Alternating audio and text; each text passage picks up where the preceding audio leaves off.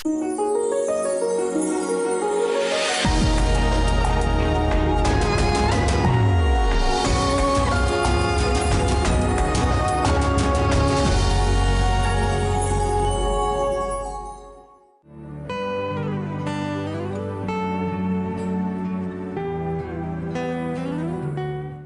yang baik, sebagai orang Kristen, kita ini adalah pengikut Kristus. Jadi, sudah merupakan keharusan bagi kita untuk hidup taat, tidak melawan, dan memiliki karakter seperti Dia, serta meneladani Kristus dalam hidup kita. Dengan kata lain, menjadi penurut Allah berarti menjadi penirunya. Jadi taatlah kepada Tuhan sehingga kehidupan kita akan mendatangkan sukacita dan kegembiraan. Halo sahabat yang baik, berjumpa lagi di program Terang Kasih. Nah sahabat yang baik, kita sudah diingatkan melalui video ini, video pembuka ini, bagaimana pentingnya kita taat dengan Tuhan ya. Iya. Ketika taat kepada Tuhan, maka hidup kita akan baik dan semua akan menjadi indah. Amin. Ya. Tema kita hari ini adalah menjadi penurut Tuhan. Sahabat yang baik, mari kita berdoa supaya firman Tuhan ini benar-benar mengubah kehidupan kita sehingga kita benar-benar menjadi penurutnya Tuhan. Bapa, kami berdoa, Kau mengingatkan kepada kami pentingnya untuk kami menjadi penurutnya Tuhan. Hidup dalam ketaatan dan mengikuti apa yang menjadi teladan hidupmu. Biarlah hari ini setiap firman yang kami dengar dan terima mengubah kehidupan kami sehingga kami menjadi orang-orang yang taat mengikuti apa yang menjadi kehendak-Mu. Siap menerima firman-Mu, di dalam nama Yesus kami berdoa. Amin. Amin. Sebelum kita membaca firman Tuhan, mari kita katakan apa kata Tuhan tentang diri kita. Bahwa saya spesial di mata Tuhan. Saya berharga di mata Tuhan. Saya sangat dikasih Tuhan. Kehidupan saya dan masa depan saya bersama Tuhan adalah sungguh amat baik. Katakan amin. Amin. Nah sahabat yang baik, mari kita baca firman Tuhan ini dari 1 Tesalonika 1 ayat yang ke-6 sampai dengan yang ke-7. Demikian firman Tuhan. Dan kamu telah menjadi penurut kami dan penurut Tuhan dalam penindasan yang berat. Kamu telah menerima firman itu dengan sukacita yang dikerjakan oleh Roh Kudus, sehingga kamu telah menjadi teladan untuk semua orang yang percaya di wilayah Makedonia dan Akaya. Mari kita baca dalam versi The Passion Translation. 1 Tesalonika 1 ayat 6 sampai 7, demikian firman Tuhan. Dan kamu telah menjadi pengikut teladanku dan teladan Tuhan ketika kamu menerima firman dengan sukacita, Roh Kudus. Meskipun itu mengakibatkan pencobaan dan penganiayaan yang luar biasa. Sekarang kamu telah menjadi teladan bagi semua orang beriman untuk diikuti di seluruh provinsi Yunani. Amin. Luar biasa ya. Luar biasa ya, jemaat ini telah menjadi teladan bagi seluruh semua orang provinsi beriman. Yunani. Wah, luar biasa ya. Nah, kehidupan jemaat di Tesalonika ini telah menjadi teladan bagi setiap orang percaya.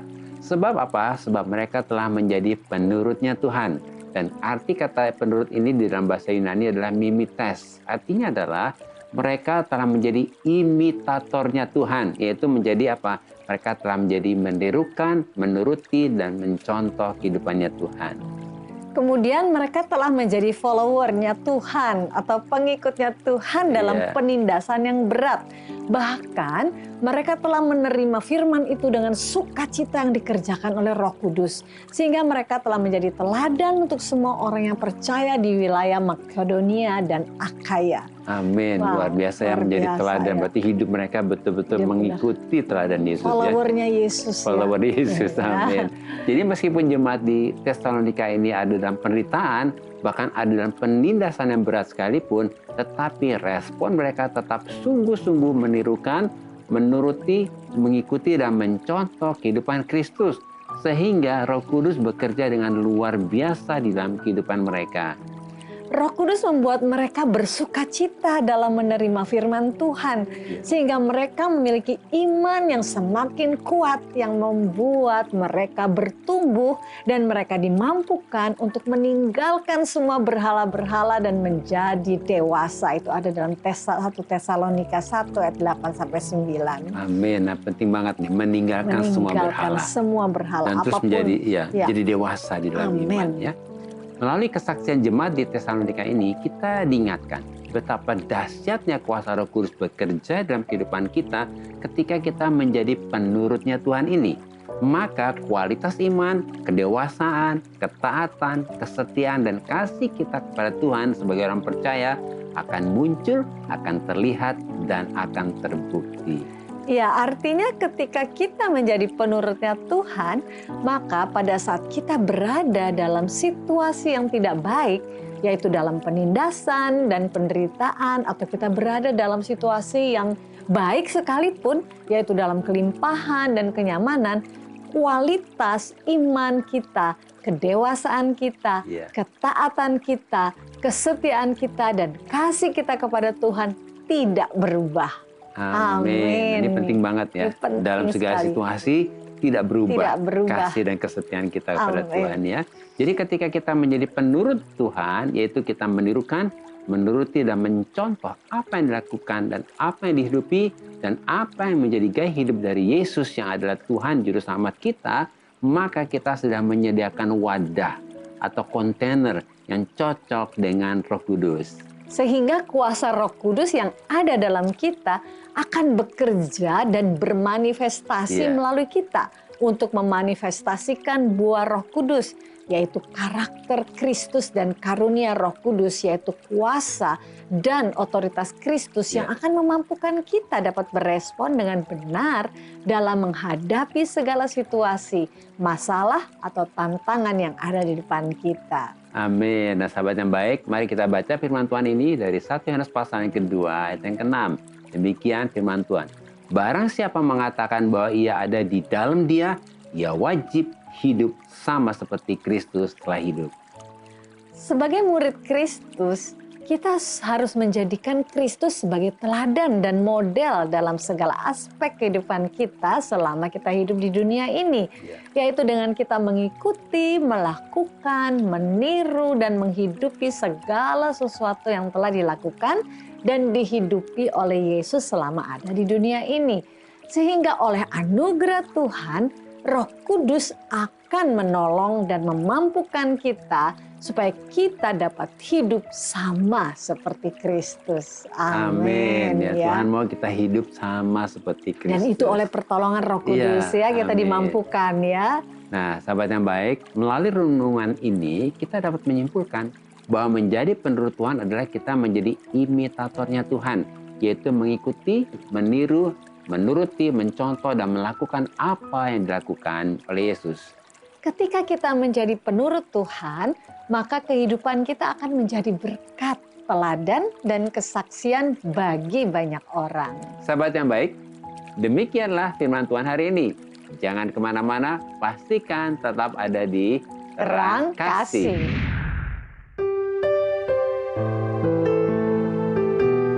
Sahabat yang baik, saya akan membacakan renungan firman Tuhan untuk terang hari ini.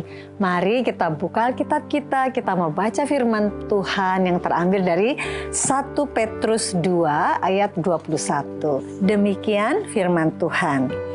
Sebab untuk itulah kamu dipanggil, karena Kristus pun telah menderita untuk kamu dan telah meninggalkan teladan bagimu supaya kamu mengikuti jejaknya. Firman Tuhan ini adalah pengalaman dan kesaksian hidup Petrus bagaimana dia menjadi pengikut Yesus yang pernah gagal karena menyangkal Yesus. Kemudian ia bangkit kembali karena mengalami kasih Yesus dan pada akhirnya finishing well. Petrus berkata bahwa kunci untuk kita dapat menjadi pengikut Yesus yang setia sampai akhir dan finishing well adalah mengikuti teladan dan jejak-jejak Yesus. Bagaimana Yesus tidak berbuat dosa dan tipu dan tidak ada dalam mulutnya ketika dicaci maki. Yesus tidak membalas dengan mencaci maki. Bahkan ketika menderita, Yesus tidak mengancam, tetapi Yesus menyerahkan semuanya kepada Bapa di surga yang menghakimi dengan adil. Jadi ketika kita mengikuti teladan dan jejak-jejak Yesus, maka dengan iman kita sedang memposisikan diri kita untuk berjalan, bermitra, dan menjadi satu dengan Yesus. Tuhan memberkati.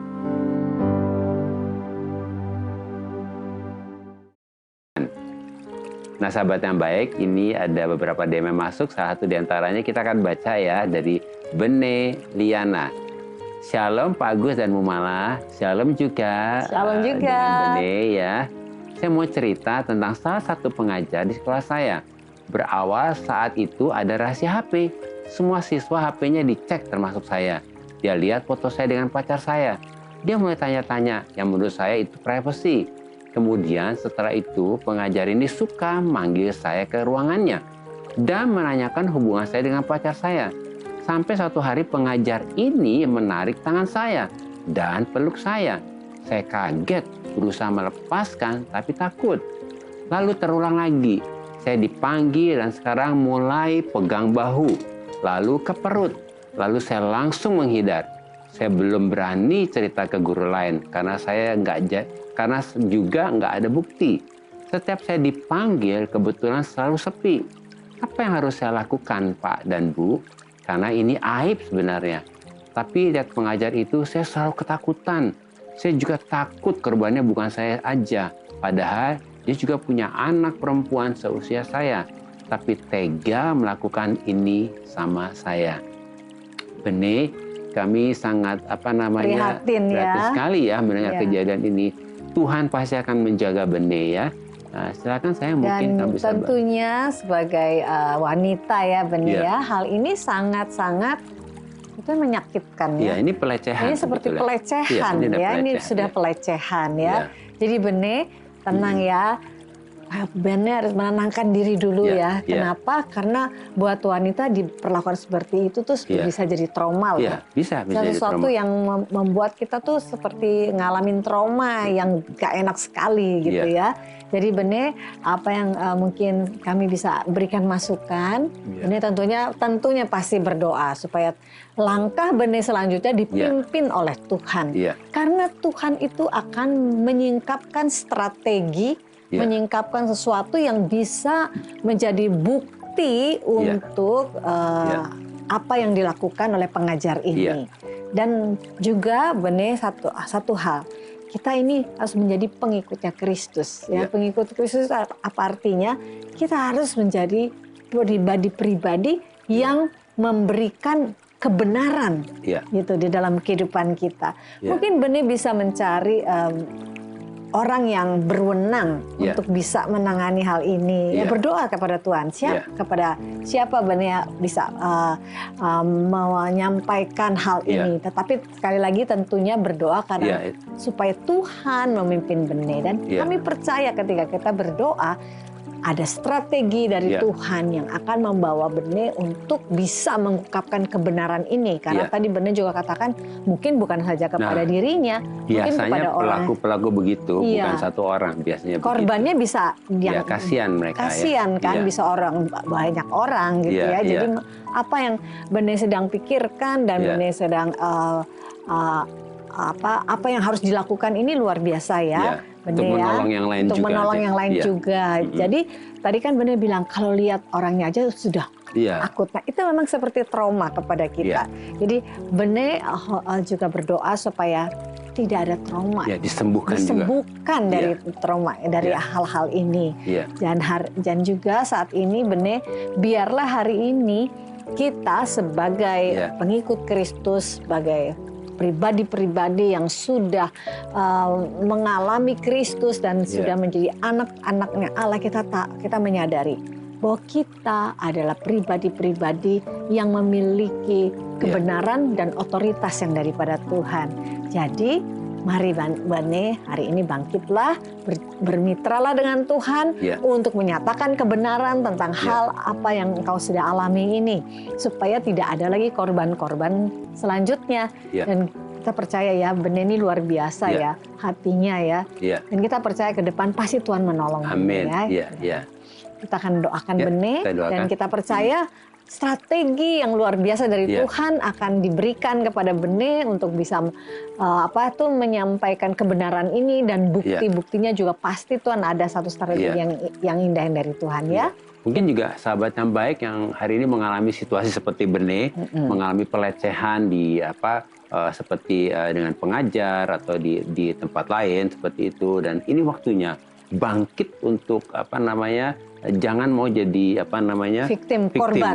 Jangan diam, mesti speak up, tapi kita minta pertolongan Tuhan ya. Kita doakan juga ya. Kita berdoa ya. Bapak, terima kasih untuk anakmu yang terkasih benih Tuhan. Betapa luar biasanya anakmu ini, karena hari ini ketika dia boleh mengungkapkan semua yang terjadi dalam kehidupannya, hatinya penuh dengan satu motivasi supaya tidak lagi ada banyak orang pribadi-pribadi yang lain yang menjadi korban. Terima kasih Bapak, Engkau melihat hatinya.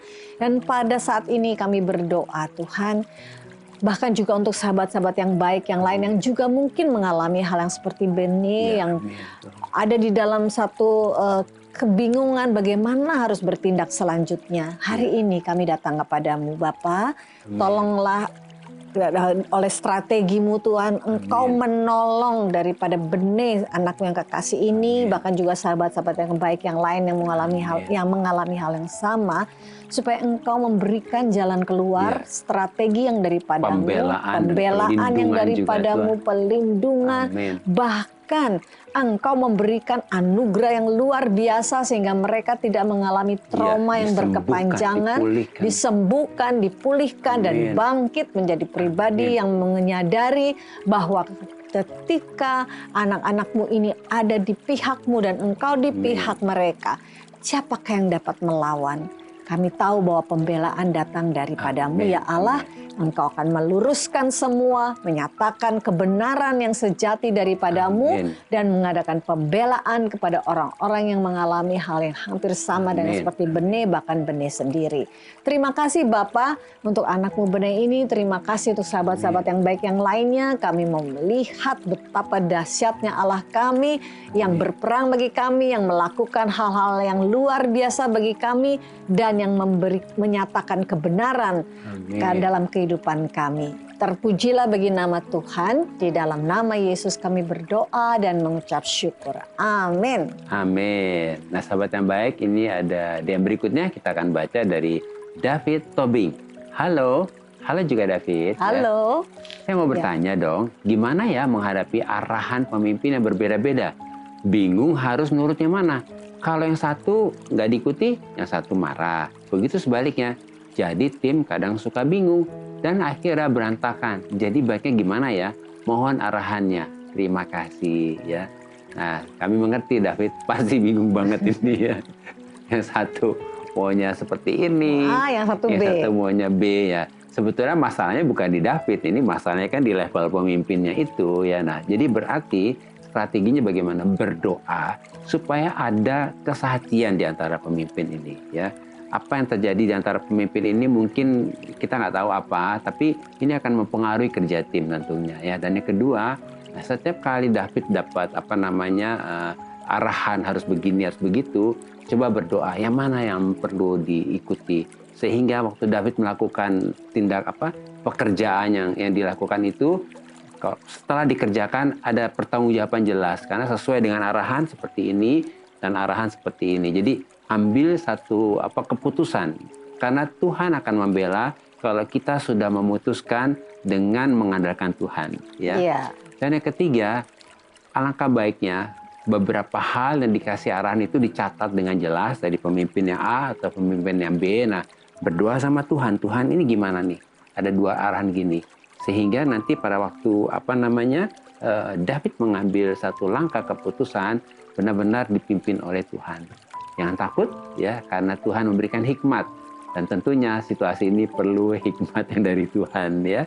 Dari kamu sayang. Dan kita percaya bahwa kalau kita punya motivasi yang baik, yang benar, karena kan kalau ini beda-beda begini, akhirnya timnya bingung. Iya, ya merugikan kan? banyak orang. Merugikan banyak orang, dan tentunya kita harus juga melakukan kebenaran gitu ya, seperti tadi ya. Tapi minta hikmat Tuhan.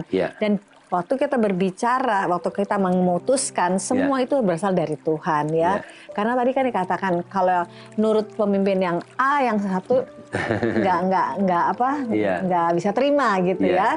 Jadi kita percaya perlu kebijaksanaan ya. Dan kami percaya bahwa David akan diberi hikmat kebijaksanaan untuk memutuskan segala sesuatu. Amin. Nah, buat sahabat yang baik yang mengalami situasi seperti David ini, menghadapi pemimpin yang directionnya beda-beda, berdoa, karena Tuhan katakan bahwa apabila kau membutuhkan hikmat, Tuhan akan memberikan hikmat kepada orang yang membutuhkan ya. Kita berdoa ya. Tuhan, kayak berdoa untuk saudara kami David, berikan hikmat yang dari Tuhan. Berikan strategi yang dari Tuhan untuk menghadapi pemimpin yang memberikan pengarahan yang berbeda-beda ini. Sehingga di dalam setiap keputusannya David mengandalkan Tuhan dan percaya Tuhan akan menjaga dan meluruskan langkah-langkahnya. Kayak berdoa juga buat sahabat yang baik yang menghadapi situasi ini. Tuhan berikan hikmat supaya Tuhan sendiri memimpin setiap langkah-langkahnya. Dan Tuhan juga memberikan pembelaannya juga Tuhan. Di dalam nama Yesus kayak berdoa. Amin. Amin.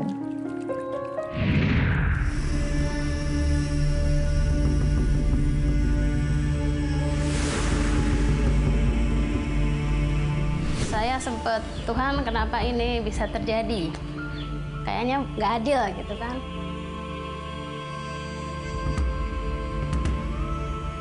Saya dulu sebelum mengenal Tuhan Yesus, saya orangnya minder. Saya suka sedih, saya mengasihani diri, saya tidak percaya diri, dan saya fokusnya pada diriku sendiri.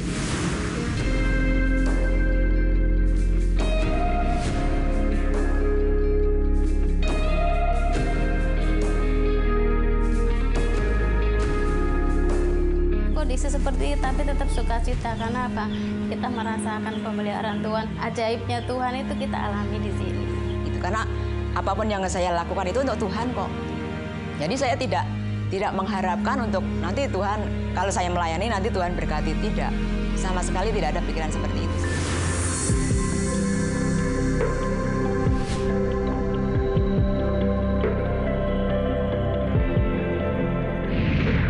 Sahabat yang baik, jika saudara ingin memberikan kesaksian seperti tadi, silahkan DM ke Instagram @terangkasih_rtv.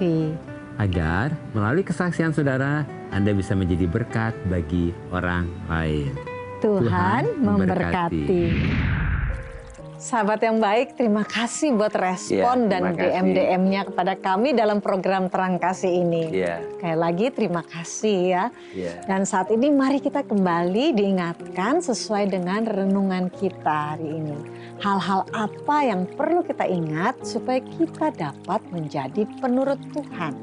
Yang pertama, menjadi penurut Tuhan adalah menjadi imitatornya Tuhan, yaitu mengikuti, meniru, menuruti, mencontoh, dan melakukan apa yang dilakukan oleh Yesus. Dan yang kedua, menjadi penurut Tuhan memampukan kita untuk dapat berespon benar dan dapat menerima firman Tuhan dengan sukacita, meskipun kita sedang mengalami penderitaan dan penindasan yang berat.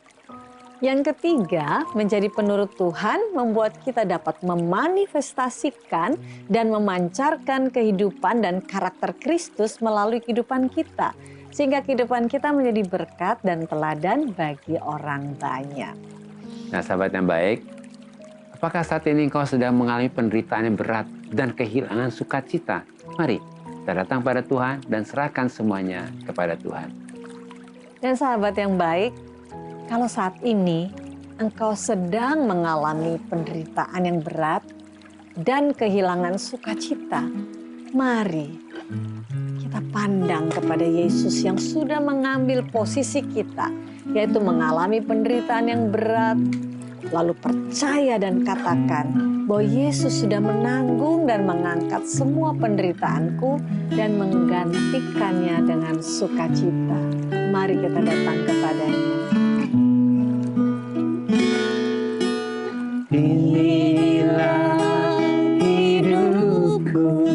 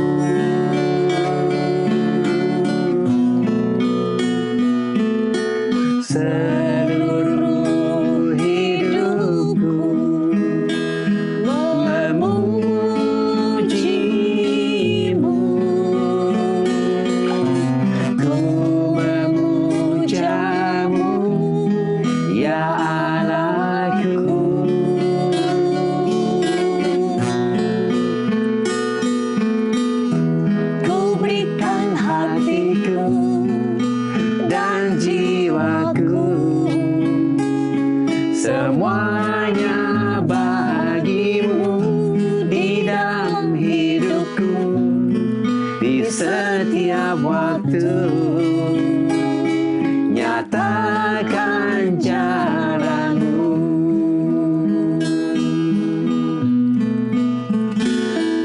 Bapa, kami bersyukur karena oleh anugerah Tuhan Roh Kudus menolong dan memampukan kami untuk kami dapat berespon dengan benar, tetap percaya, tetap taat, tetap setia, tetap bersyukur, tetap bersukacita, dan tetap mengasihi Tuhan dalam menghadapi segala situasi yang ada dalam segala aspek kehidupan kami. Terima kasih Tuhan, oleh anugerah Tuhan dan Roh Kudus dan firman Tuhan membuat iman kami semakin kuat, semakin bertumbuh, semakin dewasa, sehingga kehidupan kami menjadi teladan bagi orang-orang percaya dan kehidupan kami memuliakan Tuhan. Dalam nama Yesus, amin. Terima kasih sahabat yang baik sudah setia menyaksikan program Terang Kasih. Sampai jumpa kembali di episode selanjutnya. Tuhan memberkati. Ku berikan hatiku dan jiwaku, semuanya bagimu di dalam hidupku, di setiap waktu. Nyatakan